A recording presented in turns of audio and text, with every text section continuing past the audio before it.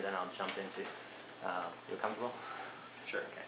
Okay. So, if you're willing to introduce yourself, please say a few words along those lines. Okay. My name is Greg Dar. I live in the Hyde Park area of Chicago.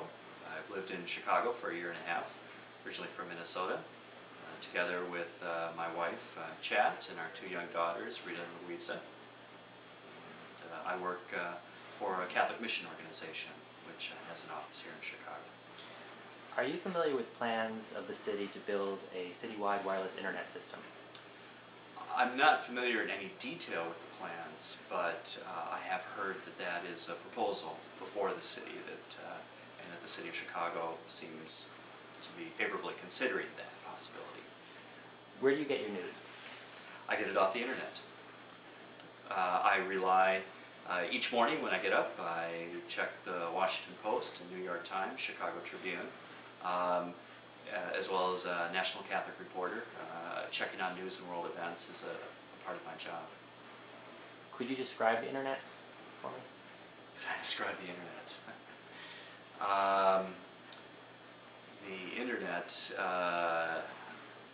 it is, I think, a revolutionary, not only form of technology, but a revolutionary avenue through which people share information, share their lives,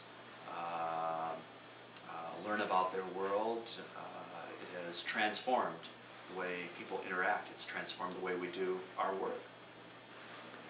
How is technology integrated in your daily life? In the morning, as I mentioned, I check the news before I head off to the office. We rely on the internet at my office. We have an internet-based application through which we check our email, our work email, through which we record the data that we collect as a part of our work, through which we send reports to our corporate center in New York. I spend hours on the internet each day. Are there ways that you use the internet that you think that people who are not familiar with it, or people who even are, would be surprised that that's possible, that you're doing that? I think people who are comfortable with the internet or familiar with it would not be surprised by what we do on the internet. I think what would surprise most of the people, in fact, that I work with, is that 10 years ago we would never have envisioned spending as much time as we do per day on the internet to do what we need to do to complete our work. Is your use of technology different from technology used by other members of your family or extended family? Could you describe that? Probably just more in the quantity. A lot of my work relies on our ability to communicate with our center in New York and our missions around the world, and we rely on the internet to do that. Other members of my family work in positions that don't require as much extensive time on the computer or the internet, but they're as familiar with most of the basic websites and applications that can be found on the internet, just as that would be available to the general public. Could you give specific examples of any contrasts that maybe in your family or extended family? In terms of the use of the internet, Yeah. or Or technology in general? well, I have a brother who's very technologically savvy, but he spends most of his day actually repairing cars or as a maintenance man for group homes up in Minnesota. So he wouldn't spend a lot of time on the internet other than to check his personal email. Although he might check the weather, check commute times between different offices, things like that. My sister, on the other hand, she commutes actually across the country for her work and relies on the internet to stay in touch with her office through email, and much like I do, through sending reports from home to her office or from office to office in her travels. So her use of the internet would be very similar to my own. Switching topics, switching gears briefly, how could the media do a better job? Well, I think, at least with regard to the news, I think the media is, doing quite a bit to do outreach, in the internet. I mean, most of the major newspapers have internet sites. Same with radio stations. I think what's intrigued members of my community, we're a missionary community, is our ability to go on the internet and to listen to streaming audio of radio stations from La Paz, Bolivia, from Bangkok, Thailand. I sometimes catch the morning traffic report in Sydney, Australia, just for the experience of you know, what another part of the world is doing at the moment that I'm actually closing up shop here in Chicago. Is that a mini vacation? Yeah, right. Yeah, Calgon, take me away. The internet's take me away, so it takes me away to Sydney for a brief respite. But our ability to do research worldwide, we rely on search engines, Google being kind of the primary example of our ability to obtain reports on Darfur in Sudan that would be prepared by various organizations.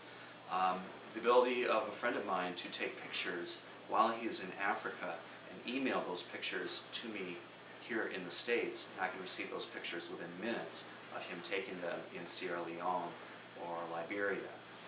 I think that's something I never would have envisioned 10 years ago when I worked in Africa, that we could get news and In real time. basically, yeah, real-time eyewitness experiences on the field in Africa.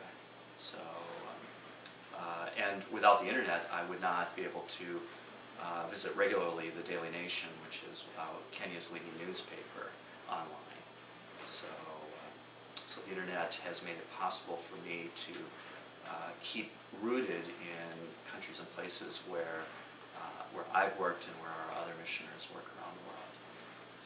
So, through your position, do you have a perspective on how the technology has changed these places where you have your missions, other than their ability to stay more connected to you? Well, I think the technology has facilitated our ability to to communicate with our missioners in distant parts of the world, so that we can, I think, more efficiently facilitate, the flow of resources to those missions, to get, I think, a clearer picture of what's taking place on the ground without weeks of delay in receiving that information. So we can exchange that information as questions arise. We can quickly respond. The internet has facilitated our work. It's, in a sense, speeded it up. And I think it's helped to compensate for the lack of physical infrastructure in many of the countries where we work.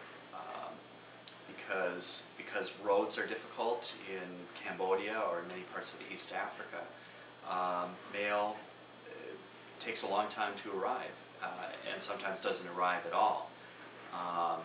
But because of satellite phones, technology, we have internet connections to, I won't say every site that we work in East Africa, because that's not true, but certainly in the major cities in East Africa. So we're able to relay information to folks in those cities in East Africa who can then communicate that very quickly back to us.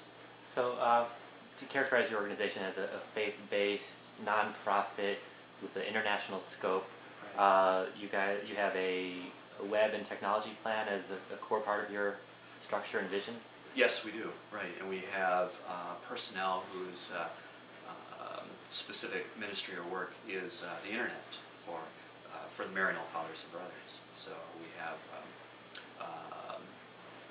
have at times brought in internet consultants. We have a couple of in-house internet people who help us to design our website and help us facilitate our use of technology, because most of us in our education didn't specialize in computers or internet technology. It literally was kind of thrust upon us as the world changed, and so we rely on these people who are much more expertise in this technology to help us as lay people to better utilize it for the kinds of objectives and goals that we've set out for ourselves. So. A few moments ago, we captured some footage of you showing your daughter a website, which I presume she's been to before. Yes. Could you tell us a little bit about the website and your relationship and your relationship as a parent to technology and internet in relation to your daughters, and how you view things? Well, it kind of came about by accident. We I was looking for a way to kind of comfort my daughter one night, and I was on the internet myself, just quickly checking things, and I thought, well, there surely must, Sesame Street, it's everywhere, so it must be online as well. And I had the chance to kind of review Sesame Street's website, Sesame Street Workshop, and another affiliated website, and saw that it had what seemed to me some excellent learning tools through the game that you just recorded. Our daughter has kind of shown excitement in learning about colors, shapes, and most of all, I think she gets excited about her ability to create monsters. She can choose what colors, what shapes, what eyes, what things the monster goes on, and I think that ability to create, to make something that's her own, is really exciting for her. That Sesame Street Workshop includes games on counting, learning the alphabet, dressing appropriately for the weather, matching shapes, identifying objects in a rather fun sort of way. So our daughters don't spend certainly hours on the internet. It's rather infrequent over the course of the week, but it certainly complements the many other things that we do to help introduce our daughters to different things in the world, to different skills, and to help them to learn and get excited about learning. And I think on the internet they see characters like Elmo, Big Bird, that also kind of are, for them, partners in learning. You know, they're characters that they get excited about and excited what these characters do. And they're already familiar with those characters from the television. Of course, from television too. So in that sense, I think, as I think the trend is that various media are kind of merging together. So what I see in the New York Times in print, I can see online. What we might see on Sesame Street, we can then turn and find some additional tools or whatever on the internet. I watched a Frontline special on Zimbabwe several weeks back and saw that they had a website devoted to further information on the political and social situation taking place in Zimbabwe. So I went right away to the pbs.org and the Frontline site on Zimbabwe and found that the information was extensive, much more than was even portrayed on this particular program. And I was able to then email that link and information to our missioners in Zimbabwe. Do you see a parallel between the internet or resources on the internet and other national resources such as the Public Broadcasting System or NPR? Could you repeat that again? Well, you mentioned PBS, and you've gone to some websites of PBS for educational purposes and for personal education on issues you cared about. Right. Do you see a relationship between, let's say, the infrastructure and system of the public broadcasting system as a public good in relation to the internet? Absolutely, yes. And in fact, I would comment about as a missioners returning to the U.S., we often feel that the U.S. media in terms of television and radio do a very poor job of informing the American public about what's taking place in the world. What we may get are just headlines and maybe just a little bit of detail, a little that sets the context of those headlines. And so one person who had traveled extensively in overseas was asked the question, what can we do as missioners or as Americans who are interested in what's taking place in the world? What can we do to help change our policy or change our response to the rest of the world so that it's a more just policy, a more enlightened policy, a policy where the interests of the U.S. and the interests of the world coincide? And his response was, introduce people to media outside of the mainstream media. And by that he meant more introduce them to BBC, to Radio Deutsche Welle, to other radio and TV resources that will help them to hear various stories from different points of view. And the internet does that in an extremely convenient and amazing sort of way. In fact, the only drawback I would see to that, see in the internet, is there's so much there that it's sometimes hard for a person who is researching an issue for the first time to determine what is the validity or the reliability of the information that immediately pops up. So I think a little bit of savviness in evaluating the sources of those information are important for people who use the internet. But with that savviness, there are tremendous internet resources then that help add the detail and the context that are just not possible through television or radio and even a newspaper. What led to the development of your capacity for media literacy and judging what's a good source and what's not? If you can point to anything. Well, I think the traditional media has been somewhat of a guide for me. When I was in Africa, I relied on BBC and Radio Deutsche Welle for much of my news. And fortunately, those are two You were in service? Yes, well, I was a missionary with Maryknoll in East Africa. So those are some of the first sites I've turned to for international news. So I often look for resources that do have a hand, I think, in the traditional media, newspapers and radio and television media that are well established, but also particularly nonprofits also that are excellent resources of information, like Oxfam, our own organization, Maryknoll, organizations that have people on the ground, organizations that have great reputations for the work that they do on the ground, and their ability to then share that information with people here in the States. So I don't often consider, I may be very reliable information that come from sources that I'm unfamiliar with, but I'll then do just, if only a cursory, maybe investigation into those sources as well, by relying on Google and other search engines to see what's been said about this organization. Where does this organization work? Are they a credible source of information? So. We'll just close with one more question. Perhaps you could recommend a website and tell us a little bit why, and then just thank you for your time.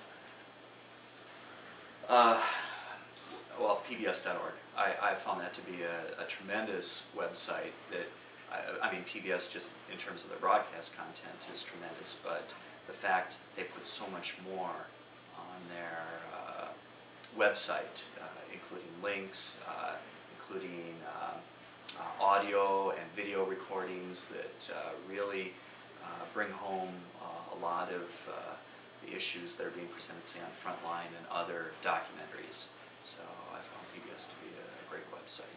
I could mention my own for Catholics interested in mission, www.maryknoll.org, which is also a good website to explore what our U.S. Catholic missioners are doing overseas around the world, and especially presenting many of the social justice issues that the people with whom we work around the world face each day. So, Thank you very much. yeah, thank you, Mike.